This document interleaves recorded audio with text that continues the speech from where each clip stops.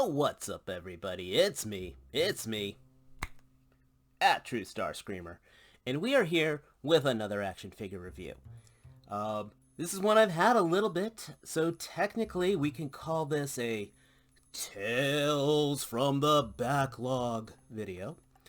This was actually provided to me from Mike from Junkion Crafts and Customs, an absolutely awesome guy. Definitely check out his channel. I'll put a link down below. Just overall, the guy does some awesome work. His channel just launched, and definitely I recommend the support. And he was able to hook me up with this. This was a Walmart exclusive, and here in North Carolina, I never saw this thing. If he did appear, some scalper must have picked it up and got him before I got to him. So Mike, thank you. Finally got this guy opened. This came out in the late 90s. This was during a time when DC was doing a whole lot of revamping. They did just have the Death of Superman, where we had the 4 new Supermen came out, and then they had the Knightfall, where Batman, Bruce Wayne, got busted up, and Jean-Paul Valley Azrael became the new Batman. I liked this time period. This was also around the time when Kyle Rayner became Green Lantern. Wally West had already been the Flash. I just thought it was a nice idea of rotating out the guard and bringing in almost a new generation. Fanboys was a little bit of backlash on that. I think there was still a lot of, I don't know, a lot of potential. Though the whole Nightfall, Night Quest and all that, it was a good round out story arc. So it was good. When this came out, I think it was Batman 700, I was in love with this design. And when this figure was announced, I was thrilled. I really want the Mafex version, personally. I just can't afford it. And we'll kind of get into that as well. But this is the art from that era, and yeah, we're going to touch on that a little here. Let's get rid of the box, and let's talk the toy. As a McFarlane figure, this is actually a very well done one. We get all the appropriate articulation. You know, we've got our butterfly joint. It's actually like a ball joint on here. The socket on here. Plenty of movement for the arms. We got our double jointed elbow. The wrists are on our universal pegs, which are great. The head's on a dumbbell joint, so he can look up decently. He can look down pretty well. You know, look all puzzled. Should I kill that guy or not? We all know what happened. So that's fine. I love, as far as the articulation goes, I like my dumbbell joint up here with the torso twist, plus a little bit of waist twist, so he can look menacing, which is very good. Not much thigh swivel, even though potentially it's in there, but McFarlane likes his clean sculpts. That's forgivable. Not much, actually decent ab crunch forward. I'm very impressed with that. And decent ab crunch back. This is like one of the few ones I don't think I'm going to need to do any modding in, which is great. And double jointed knee, and this has the good ankles. So structurally, as an action figure, this is very well done. This is actually one of, come on, stand there. As far as McFarlane goes, pretty decent. And this is why he comes with his stand, because sometimes their balancing could be a little off. My major criticism is the coloring. There are a lot of liberties taken with this. Some I can deal with, some actually just really irritate me. So my major criticisms have to mostly deal with the cosmetics of this guy. There were some liberties taken with it. When you look at the Mafex one, that's a great example of how the suit was done right. The grays here should be a lot darker. I think for me, the unforgivable one are the claws, these gauntlets. These should have been painted silver. And the thing is, I know McFarlane can do that. Why do I know McFarlane can do that? Well, size comparison time, folks.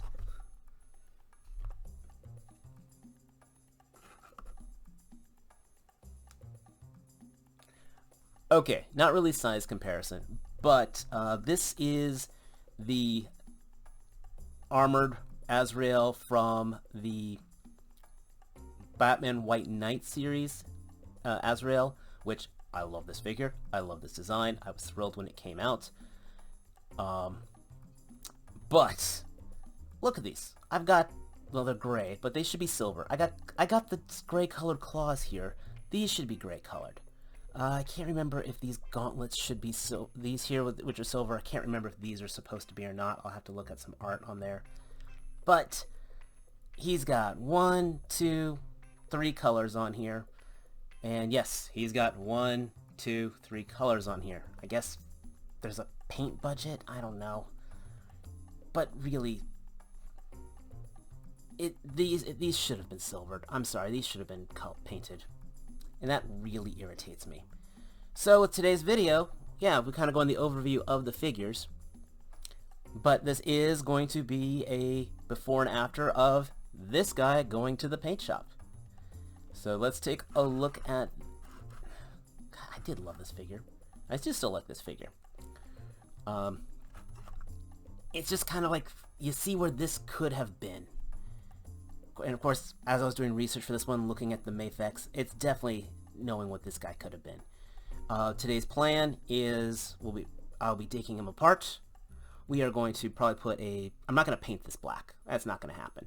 But I am probably going to put a dark wash all up and down on this. We're probably going to dry brush the face a little to bring out some of the dark forebodingness on here. Debating if I want to put a wash on the center or even a little bit of silver in here to kind of chrome that out. And we are definitely going to silver up the fingertips. So this is either going to turn out to be something really, really awesome, or I am going to be crying and have to buy another one of these guys. Probably from a third party and spend too much money on it. But I need to take the chance because this guy deserves better. So, with the magical world of editing, let's see how this turns out.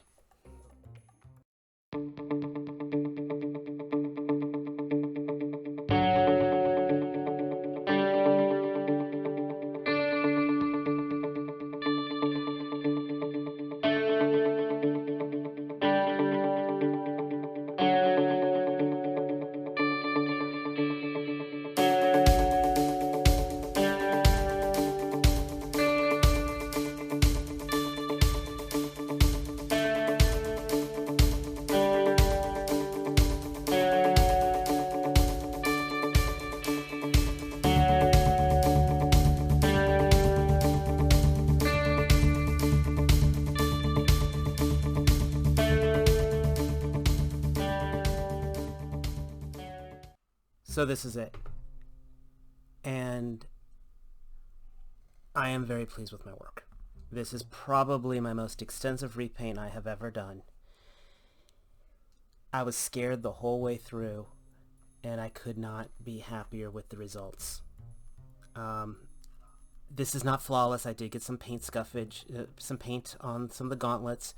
The only reason this was a happy accident. These were supposed to stay blue, but I got silver on them. Yeah, I got some silver there too. I got silver on them, and I decided, oh, the heck, we'll just put them together. Got a little bit of primer on the wrist, but I can deal with that.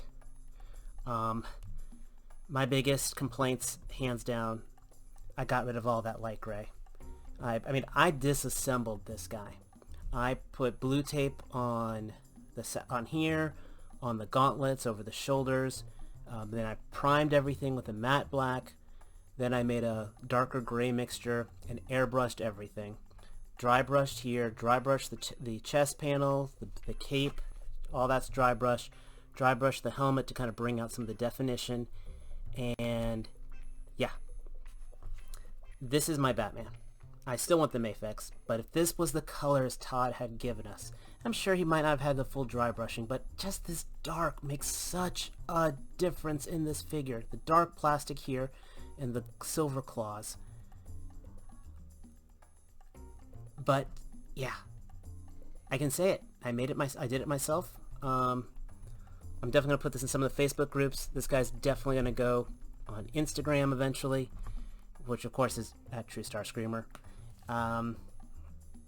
This is not your typical review. I mean, of course, hey, guess what? I like this figure. I recommend getting this figure. This is a great costume. And who knows, maybe Todd will re-release this in the proper colors. And if he does, I'm gonna buy it. And I would love to have it next to this battle-worn one. Let me know what you guys think. And thank you very much for just checking out this video. This one's definitely a little more one of the unique ones. And he looks great. Absolutely, like I said, if you can find him in a Walmart, pick this figure up. Don't pay an extraordinary amount of prices. And if they do re-release this in these colors, absolutely get it. Till next time, take care. Peace.